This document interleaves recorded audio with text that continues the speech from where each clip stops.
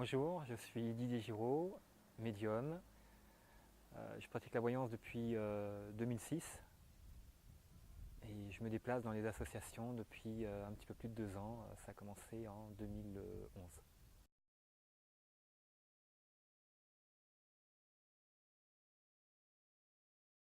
La médiumnité, c'est quelque chose qui a toujours remonté en fait, puisque c'est quelque chose que j'ai depuis ma naissance. Et ça a toujours été naturel pour moi de capter, de ressentir des gens, des événements, des situations, des lieux. L'avantage quand on est un gamin, c'est qu'il n'y a pas de mental, donc on ne se pose pas de questions. Et c'est quelque chose qui vient tout à fait spontanément, naturellement. C'est que plus tard, à l'adolescence, lorsque j'ai constaté ma différence par rapport à des camarades, par rapport à des adultes qui ne comprenaient pas mon mode de fonctionnement, les décisions que je pouvais prendre, par rapport à des événements que je sentais à venir, où là j'ai commencé à prendre conscience que je ne fonctionnais pas comme tout le monde. Voilà.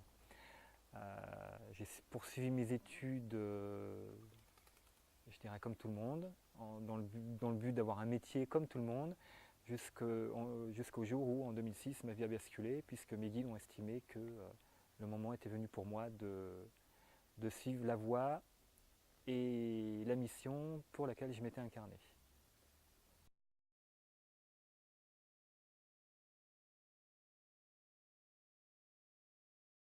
Alors j'en ai fait mon métier tout simplement, enfin j'aime pas tellement le terme métier, pour moi c'est plus une vocation, c'est plus l'envie d'être utile, l'envie d'aider, l'envie d'apporter des réponses, de redonner de l'espoir, de la lumière à des gens qui sont totalement désespérés par rapport à une situation ou par certains blocages.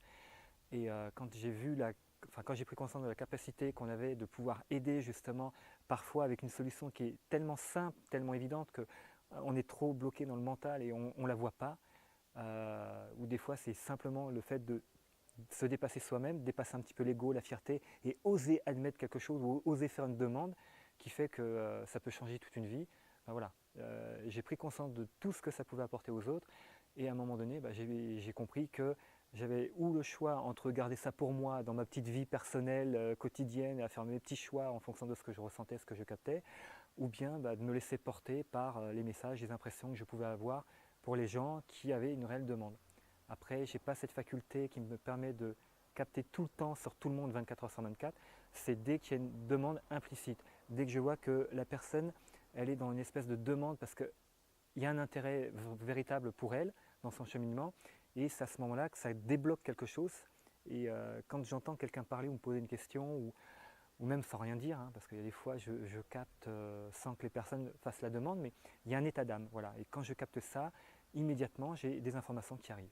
Voilà. Et je les vérifie avec les personnes, je dis ce que je vois, je dis ce que je sens pour elles, et à chaque fois, voilà, il y a un enrichissement et pour la personne et pour moi.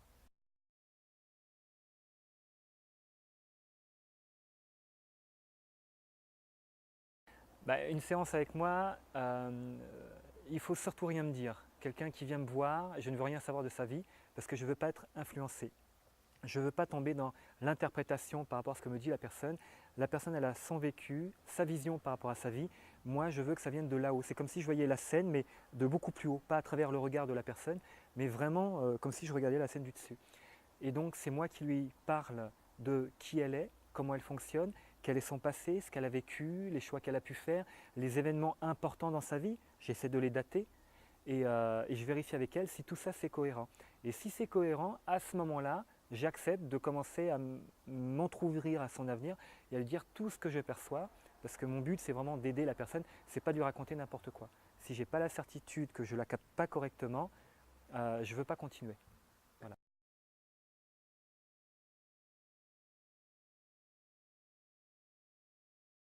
Alors le message, ce que je dis très très souvent, c'est ne pas se laisser enfermer par l'ego, mais vraiment de vivre, de penser, d'agir et de parler avec son cœur. Voilà, ça simplifie beaucoup de choses.